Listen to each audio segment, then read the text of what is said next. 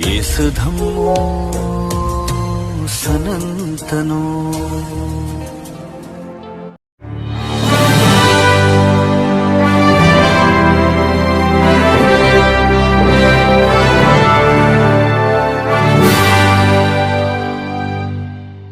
आज से तकरीबन आधी सदी पहले उत्तर प्रदेश के बुंदेलखंड इलाके में एक 9 साल की लड़की जमीन हड़पने के खिलाफ अपने ही चाचा से लड़ जाती है और अपने चचेरे भाई का सर फोड़ देती है।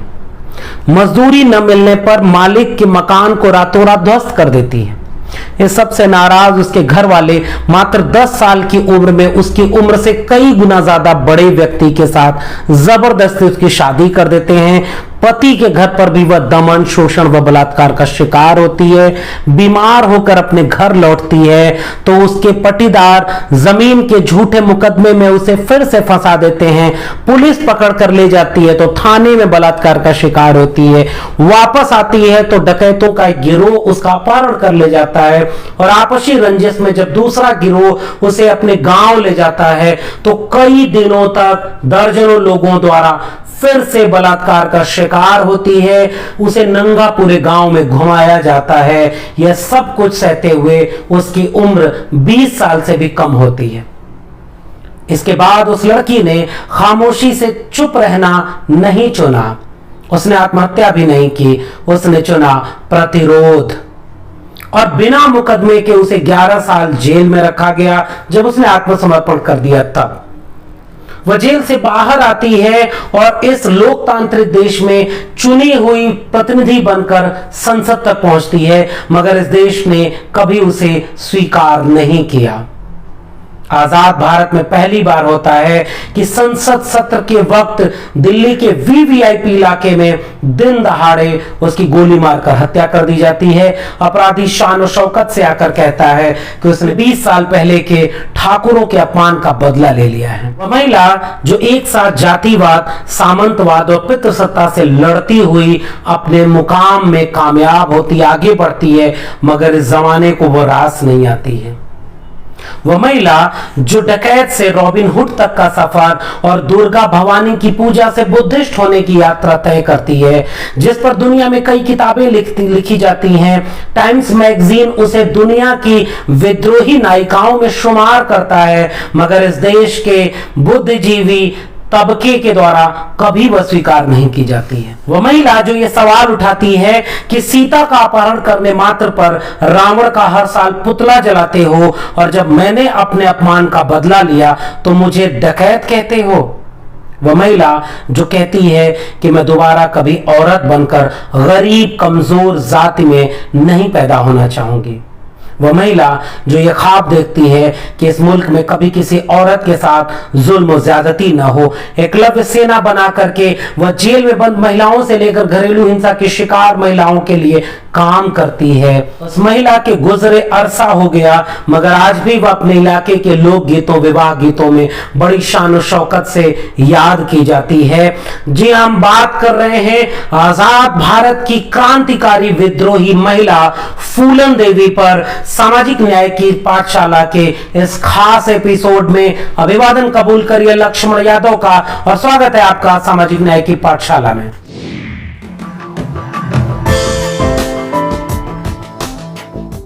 कितना खराब लगता है एक औरत को अपने रोते हुए पति को छोड़कर मरना, जबकि मर्दों को रोती हुई स्त्री को मारना भी बुरा नहीं लगता।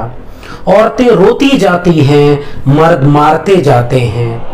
औरतें रोती हैं, मर्द और मारते हैं। औरतें खूब जोर से रोती हैं, मर्द इतनी जोर से मारते हैं कि वे मर जाते हैं। इतिहास में वह पहली औरत कौन थी जिसे सबसे पहले जलाया गया, मैं नहीं जानता, लेकिन जो भी रही हो मेरी मां रही होगी। मेरी चिंता यह है कि भविष्य में वह आखिरी स्त्री कौन होगी जिसे सबसे अंत में जलाया जाएगा, मैं नहीं जानता, लेकिन जो भी होगी मेरी बेटी होगी और यह मैं नहीं होने दूंगा। ये पंक्तियां हैं रमाशंकर यादव विद्रोही की। और फूलन देवी पर बात करते हुए न जाने क्यों ये पंक्तियां बेतरह मौजू होकर याद आती। फूलन देवी एक ऐसी महिला जिसके साथ अन्याय उसके अपने इलाके के लोगों ने ही नहीं किया।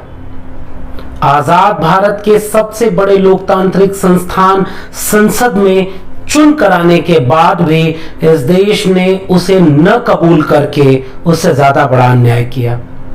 उसके संघर्षों को वह तवज्जो नहीं दी गई जो मिलनी चाहिए थी। फूलन देवी आजाद भारत में स्त्री संघर्षों का एक प्रतीक बननी चाहिए थी जो नहीं बनी। फूलन देवी को हिंसा का प्रतीक, डकैत, दस्य सुंदरी और अपराधी घोषित कर दिया गया। दुनिया में जिस महिला को विद्रोही नायिकाओं में शुमार किया गया हो, उसे अपने ही देश में वह जगह नहीं मिली जिसकी वह हकदार थी। आज हम बात कर रहे हैं फूलन देवी के उस पूरे जीवन काल पर जिसे नई पीढ़ी को जानना बेहद अहम बन जाता है। और खासकर महिलाओं के संघर्ष की जब बात हो, जेंडर जस्टिस की जब बात हो, तो फूलन देवी की बात के बिना यह सारी बातचीत अधूरी व उथली होगी। फूलन देवी का जन्म उत्तर प्रदेश के जालौन जिले के गुहरे का पूर्वा नामक एक गांव में 10 अगस्त 1963 को मल्लाह जाति के एक बेहद गरीब सामान्य परिवार में हुआ। पिता किसान थे जिनके पास बहुत थोड़ी सी जमीन हुआ करती थी। वह इलाका चंबल के आसपास का था जहां किसी भी तरह का कोई भी विकास, कोई भी सुविधाएं, बुनियादी सुविधाएं भी नहीं पहुंच पाई थी। बेहद पिछड़े इलाके में, बेहद सामान्य परिवार में, बेहद गरीब पृष्ठभूमि में मल्लाह जाति में फूलन की परवरिश शुरू होती है। फूलन जब 9 साल की होती हैं तो उनके चाचा मयादीन जब उनकी जमीन पर कब्जा करने की कोशिश करते हैं तो सारा परिवार खामोशी अख्तियार करता है। मगर फूलन देवी अपने इंटरव्यू से लेकर के अपनी आत्मकथा में इस बात को याद करते हुए कहती हैं कि वो अपने चाचा से लड़ती हैं और अपने चचेरे भाई का सर फोड़ देती हैं। एक घटना का जिक्र फूलन देवी अपनी जीवनी में करती हैं कि एक बार दिन भर काम कराने के बाद भी उसे जब मजदूरी नहीं मिलती है तो रात में उस मालिक के मकान को जाकर के गिरा देती है। यानी फूलन बचपन से एक विद्रोही तेवर में पलती बढ़ती है। यह सब देखकर परिवार बेहद खफा होता है। मात्र 10 साल की उम्र में फूलन देवी का विवाह उनसे 20-25 साल उम्र में बड़े अधेड़ पुत्तीलाल मल्लाह से कर दिया गया। पुत्तीलाल मल्लाह के घर जब फूलन जाती हैं और जबरदस्ती उनका गौना कराया जाता है। एक इंटरव्यू में फूलन की मां कहती हैं कि हम मजबूरी में उसे यहां से भेज रहे थे क्योंकि वह बहुत विद्रोही और गुस्सैल स्वभाव की हो रही थी। उसे नाराजगी होती है अपने आसपास के माहौल को देख करके। और जब पुत्तीलाल मल्लाह के घर फूलन जाती है तो वहां बहुत ज्यादा दमन, हिंसा, मारपीट के साथ साथ जबरदस्ती बलात्कार का शिकार होती है। फूलन बीमार होती है तो वापस अपने घर चली आती है। कुछ दिन बाद जब स्थिति सामान्य होती है और जब वापस अपने घर पुत्तीलाल मल्लाह के यहाँ जाना चाहती है तो उसे वहां जाकर पता चलता है कि उसने दूसरी शादी कर ली और इसे मार पीट कर भगा देता है। फूलन वापस आती है। जब फूलन अपने मां के यहाँ रहने लगती हैं और अपने चाचा से फिर अपनी जमीन के हिस्से को लेकर के लड़ना शुरू करती हैं तो कहानी ये मिलती है कि मायादीन उन्हें झूठे मुकदमे में फिर से फंसाते हैं, पुलिस पकड़ कर ले जाती है। और कई जगह यह किस्सा दर्ज है कि पुलिस थाने में भी फूलन के साथ बलात्कार होता है। उसके बाद 16 साल की उम्र में उसे डकैतों का एक गिरोह जबरदस्ती घर से उठा ले जाता है और वहां भी उसका शोषण किया जाता है। वहीं आपसी रंजिश में ठाकुर डाकुरों का एक गिरोह जिसमें श्री राम ठाकुर और लाला ठाकुर ये लोग होते हैं जो आपसी रंजिश में किसी पुरुष के हत्या का बदला लेने के लिए फूलन देवी को जबरदस्ती उठा ले आते हैं और बहमई गांव में कई दिनों तक दर्जनों लोगों द्वारा फूलन का बलात्कार किया जाता है। उसे नंगा पूरे गांव में घुमाया जाता है। फूलन अपने इंटरव्यू से लेकर के अपनी किताब में इस घटना को याद करते हुए सिहर जाती हैं और कहती हैं कि मैं पूरे गांव से मदद मांगती रही लेकिन किसी गांव वाले ने मदद नहीं की और मेरा कई दिनों तक शोषण होता रहा। मैं बेहद बीमार और टूट चुकी थी। और उसके बाद फूलन वापस जब किसी तरह भागने में सफल होती हैं तो वह डाकुओं के गिरोह के साथ साथ, विक्रम मल्लाह के साथ, और नए तरह से अपने पूरे गिरोह को एकजुट करती हैं और अपने अन्याय, अत्याचार व शोषण का बदला लेने के लिए 14 फरवरी 1981 को बहमई गांव में आती हैं। वहां शादी चल रही होती है। इस किस्से को बहुत ध्यान से समझिएगा, इसको लेकर के ही सारा विवाद है। कहा यह जाता है कि फूलन निर्दोष गांव वालों की हत्या कर देती है, जिसमें 22 लोग, 27 लोगों पर गोली चलती है, 21 या 22 लोगों की मौत हो जाती है। मगर जब फूलन देवी के अपने इंटरव्यू और अपनी किताबों को पढ़ेंगे तो आपको यह पता चलेगा कि यह तथ्य छुपाया गया कि फूलन देवी लगातार उन लोगों से यह पूछती हैं कि ये ठाकुर लाला राम और श्री राम कहां हैं? आप हमारी मुखबिरी करते हो तो हमें इनका पता बता दो जितने लोगों ने हमारा बलात्कार किया। उस गांव में कोई भी व्यक्ति फूलन की मदद नहीं करता। न तो जब बलात्कार होता है तब कोई गांव वाला मदद करता है, और न जिस दिन 14 फरवरी 1981 को जब फूलन बहमई आती है तो वो पूछती हैं कि कहां है वो लोग, आप मुझे बताओ। मेरी मुखबिरी आप इनसे करते हैं तो हम आपको छोड़ देंगे, आप उनका पता हमें बता दीजिए। लेकिन गांव में सब लोग ये कहते हैं कि हमें नहीं पता कहां हैं, कैसे हैं, क्योंकि उसके आने के पहले वो सारे अपराधी जो बलात्कारी थे वो गांव छोड़ चुके होते हैं। और इसके बाद उस क्रोध में, उस गुस्से में फूलन जब ये कहती है कि आप नहीं बता रहे हो, आप क्यों उनका पक्ष ले रहे हो जो बलात्कारी हैं, डकैत हैं, जिन्होंने मेरी अस्मत लूटी है, मेरी इज्जत लूटी है। और इस क्रोध में फूलन उस 22 लोगों के ऊपर फूलन का गिरोह हमला करता है, जिसमें से 21 से 22 लोग मारे जाते हैं। आज भी आप जाएंगे तो वहां उन्हें शूरवीर, कर्मवीर कहा गया है। यह बात ठीक है, इस पे आप बहस कर सकते हैं कि जिन्होंने बलात्कार किया उनको नहीं मारा गया, मगर हिंसा, अपराध, इन सब का अगर समाजशास्त्री विश्लेषण अगर आप नहीं कर पा रहे तो आप किसी भी तरह से न्याय के पक्ष में नहीं खड़े। जिस महिला का इतना बलात्कार हुआ वह महिला अपने इंटरव्यू में बोलती है कि मेरे पास 2 रास्ते थे, या तो मैं आत्महत्या कर लेती या तो मैं चुपचाप सब सहती और जैसे बाकी महिलाएं सह रही थी वैसे सहती।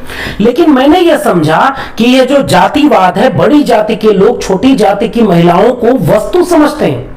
फूलन अपने इंटरव्यू में यह कहती हैं कि मैं अगर नहीं बोलती तो जाने कितनी महिलाओं का शोषण होता आया था, वैसे ही जाने कितनी महिलाओं का शोषण होता चला जाता। तो प्रतिरोध स्वरूप में, प्रतिकार करते हुए मैंने उस जातीय वर्चस्व के सामंती पित्त सत्तात्मक उस पूरी संरचना पर हमला किया।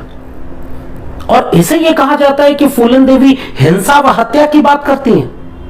तो जो शोषण महिलाओं पर आज भी चला आ रहा है, और ये इंटरव्यू आपको जरूर पढ़ना चाहिए, बीबी सर पर ये इंटरव्यू मिलेगा, जिसमें हाथरस की गैंग रेप पीड़िता जब 2020-21 में उसके परिवार वाले बात करते हैं तो वही कहते हैं कि हमें तो आज भी नहीं न्याय मिल रहा है, क्योंकि हम दलित हैं, हम पिछड़े तबके के लोग हैं। अगर हमें न्याय नहीं मिला तो हम फूलन जैसा हथियार उठा लेंगे। फूलन देवी ने वह आत्मविश्वास इस देश की महिलाओं के भीतर भरा। 2 साल तक उत्तर प्रदेश और मध्य प्रदेश, राजस्थान, कई जिलों की, कई राज्यों की पुलिस फूलन को पकड़ती रही, लेकिन वो नाकामयाब थी। फूलन की तस्वीर तक पुलिस के पास नहीं थी और लगातार फूलन को अपराधी बनाकर के इनकाउंटर करने की कोशिश की जा रही थी। बहमई हत्याकांड के बाद उत्तर प्रदेश में वीपी सिंह की सरकार थी और वीपी सिंह ने इस्तीफा दे दिया, क्योंकि वो 10 से उन्मूलन करके एक अभियान चला रहे थे। मैं फिर से कह रहा हूं, जब आप डकैती को पढ़ें, समझें, तो एक बार उसका समाजशास्त्रीय विश्लेषण जरूर करिएगा कि कौन लोग डकैत बने और क्यों। क्या जाति वर्चस्व में ठाकुरों की डकैती वाला मामला, अगर सोचिए एक सामाजिक संरचना में दलित, पिछड़े, आदिवासी हैं तो वह डकैत कैसे बनेंगे पहले? यानी उनके ऊपर जाति सामंती ताकतों का दमन होता है, उसकी प्रतिक्रिया में यह किया गया। लेकिन इस देश में डकैत डकैत कहकर के, जैसे नक्सली कहकर के आदिवासियों को मारा जा रहा है, जैसे पाकिस्तानी आतंकवादी कहकर के मुसलमानों को मारा जा रहा है, वैसे ही डकैत की परिभाषा ही गलत है, विमर्श ही अधूरा है। और इसीलिए फूलन देवी के साथ कभी भी इस देश की एकेडमिया ने, इस देश की बुद्धिजीवियों ने न्याय नहीं किया। और 2 साल तक फूलन देवी लगातार छिपती रही। लेकिन जब इंदिरा गांधी की पहल पर अर्जुन सिंह की सरकार के सामने उन्होंने प्रस्ताव रखा कि वह समर्पण करेंगी, तो उन्होंने 1983 में आत्मसमर्पण करने के लिए उत्तर प्रदेश नहीं मध्य प्रदेश को चुना। और मध्य प्रदेश को चुना। तो जब फूलन देवी को आत्मसमर्पण करने के लिए आना था तो उस समय लाखों लोगों की भीड़ सड़क पर आ गई। और वो लोग कौन लोग थे? वो लोग थे जो ये समझते थे कि फूलन देवी उनकी आवाज है, उनका आत्मविश्वास है, क्योंकि फूलन देवी उनके लिए रॉबिन हुड थी। फूलन देवी गरीबों, कमजोरों, मजलूमों के पक्ष में खड़े होकर के न्याय की बात करती थी। और ये सब किस्सा होता है। फूलन देवी आत्मसमर्पण करती हैं, वो अपनी शर्तें रखती हैं। इंदिरा गांधी का एक वाकया है बीबीसी पर, ये इंटरव्यू आपको जरूर देखना चाहिए। इसमें वो किस्सा मिलता है कि जो चतुर्वेदी एसपी था, वो जब जाकर के अर्जुन सिंह और इंदिरा गांधी, राजीव गांधी सारे लोग होते हैं, 1983 की बात है, जब वो उनसे कहते हैं कि ये फोटो देखिए, हमने पहली फोटो फूलन देवी के लिए, तो मैडम प्राइम मिनिस्टर कहती है कि यह तो बहुत सुंदर नहीं है। उसे 10 से सुंदरी कहा जा रहा था। और बाद में इस मीडिया ने यह अपमानित किया कि वह तो देखने में सुंदर नहीं है, वह तो बहुत बुरी शक्ल की है। यह जो पैट्रियार्की है, जो सुंदर होने के पैमाने तक को बताती है कि सुंदर होना गोरा होना है, सुंदर होना पतला होना है, सुंदर होना ये होना है, और करोड़ों अरबों रुपए की ब्यूटी प्रोडक्ट बेचती है, वहां फेमिनिज्म की बात फूलन देवी की इस पूरे जीवन संघर्ष के बिना उथल ही नहीं लगेगी। आत्मसमर्पण होता है 1983 में। शर्त फूलन देवी और ये रखती है कि उनके किसी भी गिरोह के सदस्य को फांसी नहीं दी जाएगी और उनको बाकायदे पूरे आत्मसम्मान के साथ उनको गिरफ्तार किया जाए और आत्मसमर्पण करने के बाद जेल में रखा जाए और उत्तर प्रदेश में न रखा जाए। तो 1983 से 1994 तक लगातार फूलन देवी जेल में रहती हैं। और याद रखें 11 साल जेल में फूलन देवी रहती हैं, जब तक कोई मुकदमा, कोई सुनवाई नहीं होती, केवल आत्मसमर्पण किया और जेल में रखती। यह है न्याय प्रक्रिया। जब भी आप इस तरह के विमर्शों पर आग बबूला हो, आपके कान से धुआं निकलने लगे कि वो हिंसा करती है, उन्होंने बेगुनाहों को मारा, तो आप ये जरा देखिए ना कि जेलों में बेगुनाह कौन लोग हैं जिनके कोर्ट मुकदमों की सुनवाई नहीं हुई। फूलन देवी 11 साल जेल में रही और उनके मुकदमे की कोई सुनवाई नहीं हुई। 1994 का वक्त आता है और उस समय उत्तर प्रदेश में मुलायम सिंह यादव की सरकार, समाजवादी पार्टी की सरकार सत्ता में होती है। और वो लोग जो पहले फूलन देवी मध्य प्रदेश की जेलों में बंद थी, बाद में तिहाड़ जेल में बंद रही। और अरुंधति राय तो ये कहती हैं, और फूलन देवी की ऊपर जो किताब है, इस किताब में भी इसका जिक्र मिलता है कि फूलन देवी का यूट्रस निकाल दिया गया चुपके से जेल में, ताकि कोई दूसरी फूलन देवी न पैदा हो जाए। और इन सब के साथ 1994 में जब मुलायम सिंह यादव फूलन देवी के ऊपर लगे सारे आरोपों को बरी करके उन्हें जेल से बाहर करते हैं, तो पूरे देश की सियासत में भूचाल आता है कि कैसे एक अपराधी, एक डकैत को जेल से बाहर कर दिया गया। ये वो दौर नहीं था जब लोग मुख्यमंत्री बनने के बाद अपने ऊपर लगे मुकदमों को खुद ही वापस कर लेते थे। लोग तड़ीपार होने के बाद भी इस देश के सबसे बड़े मंत्री के पद पर बैठते थे। ये वो दौर था जिसमें यह न्याय की बात की गई थी।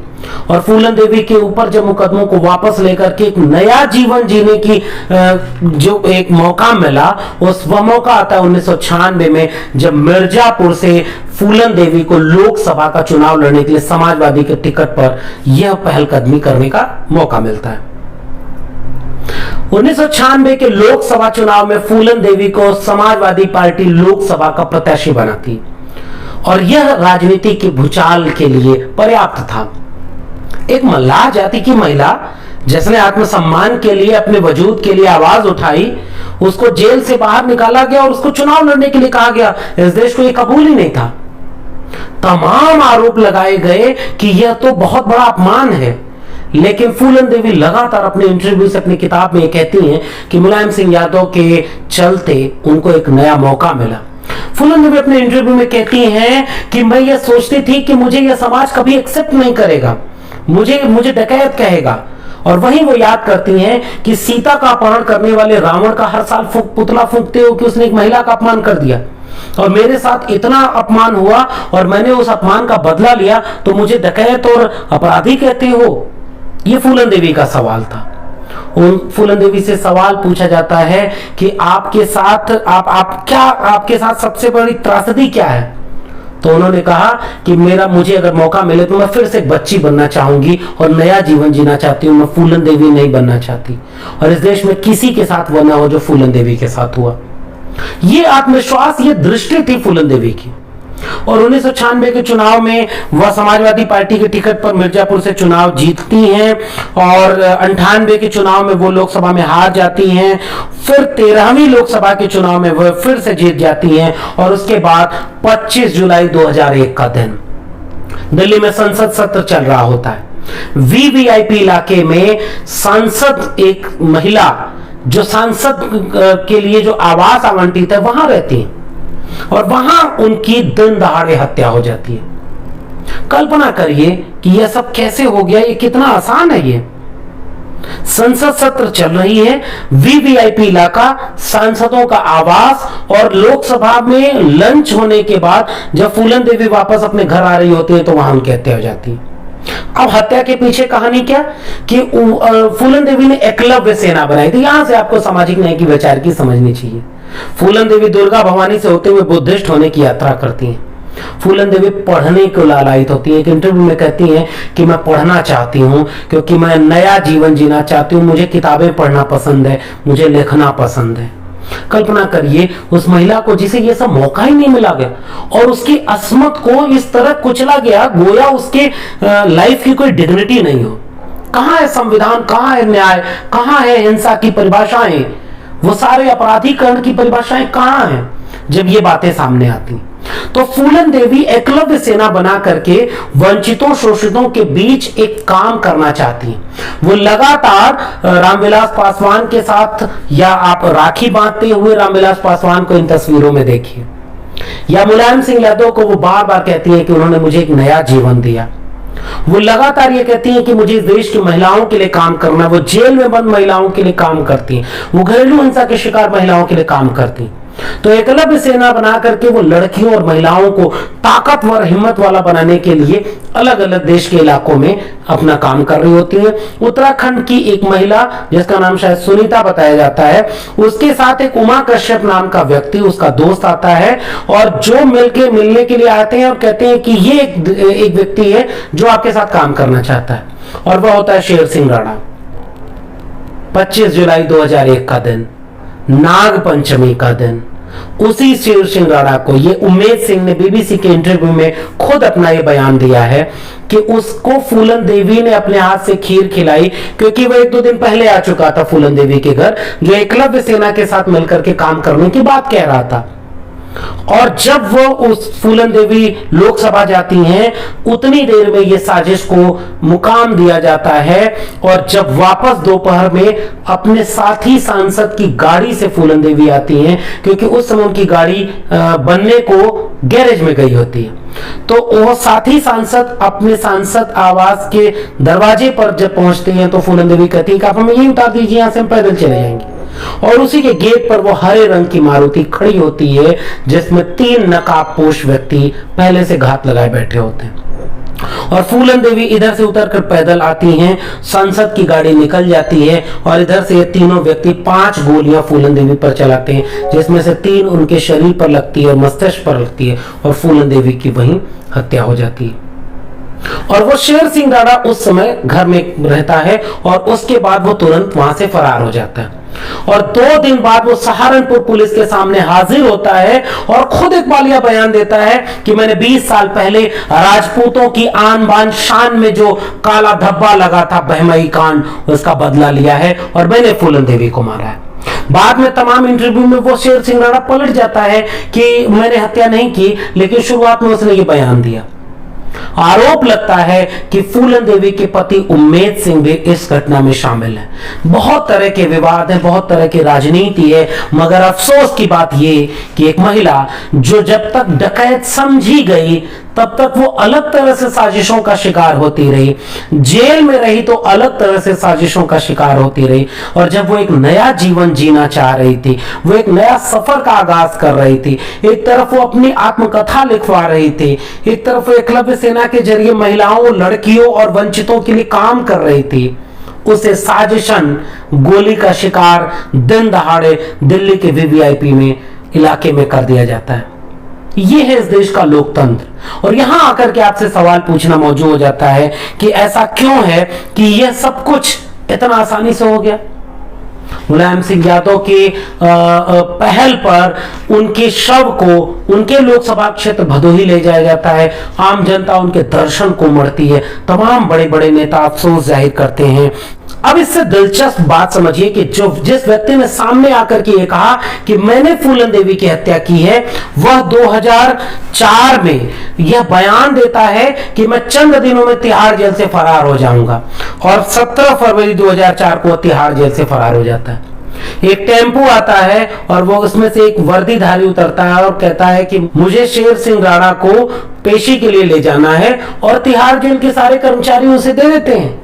यानी 17 फरवरी 2004 को घोषणा करने के बाद वो शेर सिंह राणा जेल से फरार होता है। 17 मई 2006 को कोलकाता के गेस्ट हाउस से दोबारा गिरफ्तार होता है। 14 अगस्त 2014 में दिल्ली की निचली अदालत उन्हें आजीवन कारावास देती है। अक्टूबर 2016 में दिल्ली हाई कोर्ट 50,000 के जुर्माने पर शेर सिंह राणा को जमानत दे देती है। और अखबार की भाषा देखिए, ये भाषा आपको बताएगी कि इस देश में वंचित शोषित तबके का होने के बाद अब डकैत ही रह जाते हैं। और जब यह शख्स बाहर आता है तो इसे हिंदू हृदय सम्राट कह करके सम्मानित किया जाता है। यह राजपूतों की आन बान शान होता है। यह तलवार लेकर प्रदर्शन करता है। यह इस देश में होता है। एक मल्लाह जाति की महिला जो जीवन भर जातिवाद, सामंतवाद और पितृसत्ता से लड़ने के प्रतीक बनती है, उसका हत्यारा इस देश में राजनीतिक पार्टी बना करके घूम घूम करके स्वागत सम्मान समारोह में अपने को गौरवान्वित महसूस कर रहा है। और ये भीड़ कौन लोगों की भीड़ है, यह भी आप देखिए। फूलन देवी ने अपनी एक जीवनी भी लिखवाई, I Phoolan Devi the autobiography of India's bandit queen, जिसमें फूलन कहती हैं कि what other called crime I call justice. जिसे बाकी लोग अपराध कहते हैं, मैं उसे न्याय कहती हूं। मैं फिर से कह रहा हूं, फूलन देवी पर बात करते हुए आपको ठहरना होगा और अपराध के समाजशास्त्र पर, डकैत होने के समाजशास्त्र पर, हिंसा के समाजशास्त्र पर ठहर कर विचार करना होगा। पितृसत्ता, जातिवाद, सामंतवाद, इन तीनों के नेक्सस को लेकर के अगर आप इन शब्दों के गहरे मनोविज्ञान को, समाजशास्त्र को समझेंगे, तभी आप फूलन जैसी शख्सियत के साथ न्याय कर पाएंगे, जो इस देश के बुद्धिजीवियों ने, अकादमिक जगत ने कभी नहीं किया। माला सेन ने अपनी किताब लिखी India's bandit queen the true story of Phoolan Devi. इसी पर आधारित बैंडिट क्वीन नाम से शेखर कपूर ने 1994 में एक फिल्म बनाई, जिसमें सीमा विश्वास ने फूलन देवी का रोल किया, जिस पर कई तरह के आरोप लगे। खुद फूलन देवी ने भी कई आपत्तियां दर्ज कराई, मगर बावजूद इसके वह फिल्म बैंडिट क्वीन देश ही नहीं पूरी दुनिया में लोकप्रिय करती है फूलन देवी को। इसने कई राष्ट्रीय और अंतरराष्ट्रीय पुरस्कार जीते और फूलन देवी एक विद्रोही नायिका के रूप में पूरी दुनिया में चर्चित होती हैं। रॉय मैक्सहम ने अपना एक पत्र व्यवहार किया फूलन देवी के साथ, और जब फूलन देवी ने उसका जवाब दिया तो मैक्सहम वापस यहां इंडिया आते हैं और फूलन देवी के साथ बातचीत करते हैं, पत्र व्यवहार करते हैं, और इन सब से मिलकर के एक जीवनी लिखते हैं, जिसे outlaw India's bandit queen and me इस नाम से प्रकाशित किया जाता है। इस किताब पर टेलीग्राफ लिखता है, daily telegraph, a modern day robin hood, आज के दौर की रॉबिन हुड। टाइम्स लिखता है कि one of India's most remarkable women, वह मोस्ट रिमार्केबल वुमेन, वह रॉबिन हुड अपने जीवन के उत्तर काल में बुद्धिज्म के करीब जा रही होती है। वह एकलव्य सेना बना करके वंचितों, शोषितों के पक्ष में न्याय, हक व हुकूक के लिए लड़ने का काम करती है। फूलन देवी इस देश में जब हाथरस की पीड़िता को याद आती है तो फूलन देवी अपने उस पूरे वजूद के साथ जिंदा है। फूलन देवी पर लोकगीत बने। चंबल के इलाकों में आज भी लोग अपने लोकगीतों में, विवाह गीतों में फूलन देवी को बहुत शान और शौकत से याद करते हैं। यह तमाचा है उस फेक जेंडर डिस्कोर्स पर, वो फेक सोशल जस्टिस पर, वो फेक पॉलिटिकल एकेडमिक डिस्कोर्स पर, जो फूलन देवी को हिंसक, अपराधी व डकैत की छवि से बाहर कभी देख ही नहीं पाया। दुनिया फूलन देवी को एक विद्रोही समझती रही और हमारे देश में फूलन देवी एक अपराधी ही रही।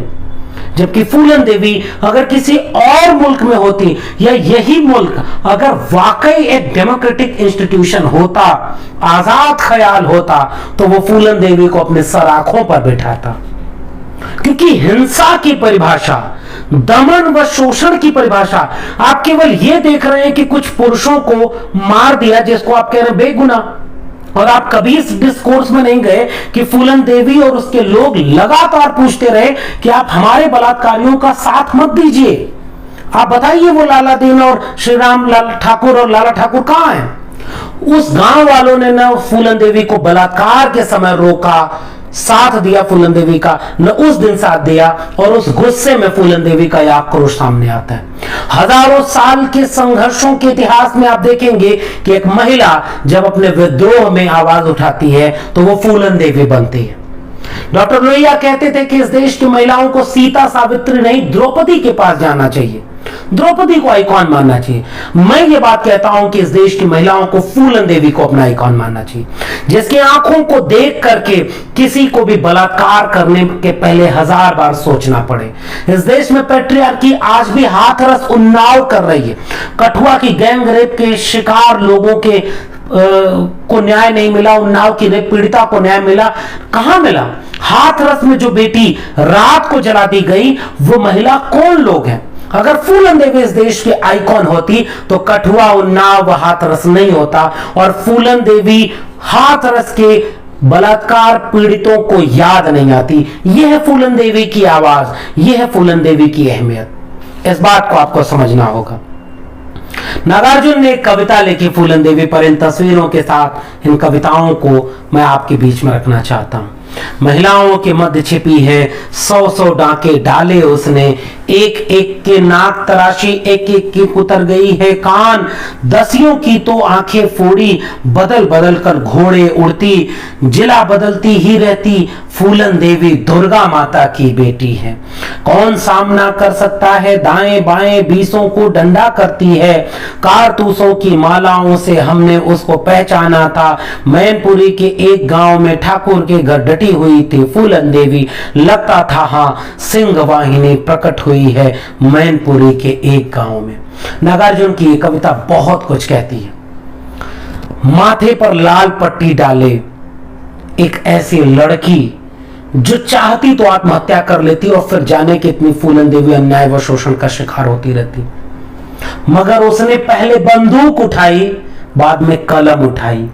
न उसका बंदूक उठाना इस जमाने को रास आया, न उसका कलम उठाना रास आया। पहले डकैतों के हाथों उसकी असमत लूटी गई, उसकी आत्मसम्मान को जमींदोज किया गया, और बाद में वह कलम से एक नया इतिहास लिख रही थी। आजाद भारत में चुनी हुई प्रतिनिधि थी, उसे दिन दहाड़े गोलियों से मारा गया। फिर इस देश में जेंडर डिस्कोर्स कहां है? एक कविता के साथ छोड़े जाता हूं कि छोड़ो मेहंदी खड़क संभालो, खुद ही अपना चीर बचा लो, द्युत बिछाए बैठे शकुनी, मस्तक सब बिक जाएंगे, सुनो द्रौपदी शस्त्र उठा लो, अब गोविंद न आएंगे। कब तक आस लगाओगी तुम बिके हुए अखबारों से, कैसी रक्षा मांग रही हो दुशासन दरबारों से। स्वयं जो लज्जाहीन पड़े हैं वे क्या लाज बचाएंगे, सुनो द्रौपदी शस्त्र उठा लो, अब गोविंद न आएंगे। कल तक केवल अंधा राजा, अब गूंगा बहरा भी है, होंठ सी दिए हैं जनता के, कानों पर पहरा भी है। तुम ही कहो ये अश्रु तुम्हारे, किसको क्या समझाएंगे, सुनो द्रौपदी शस्त्र उठा लो, अब गोविंद न आएंगे। उम्मीद करता हूं कि फूलन देवी को इस बातचीत के बाद आप नए सिरे से पढ़ने, समझने व जानने की कोशिश करेंगे, और नए डिस्कोर्स में फूलन देवी को, जेंडर जस्टिस को, सोशल जस्टिस को समझने में कामयाब होंगे। बहुत सामान्य सा परिचय सामाजिक न्याय की पाठशाला के इस वीडियो में आपको मैंने दिया है। आपको ये बातचीत कैसी लगी नीचे कमेंट बॉक्स में जरूर बताइएगा। अगर आपको ये बातचीत पसंद आ रही तो इसे शेयर करिए, लोगों तक पहुंचाइए, ताकि लोग समझ पाएं कि उनका अतीत किन शानदार पन्नों से लिखा गया है जो उन तक नहीं पहुंचने दिया जा रहा। फिर मिलेंगे किसी और विषय के साथ, तब तक के लिए देखते रहिए सामाजिक न्याय की पाठशाला। आप सभी को बहुत बहुत धन्यवाद।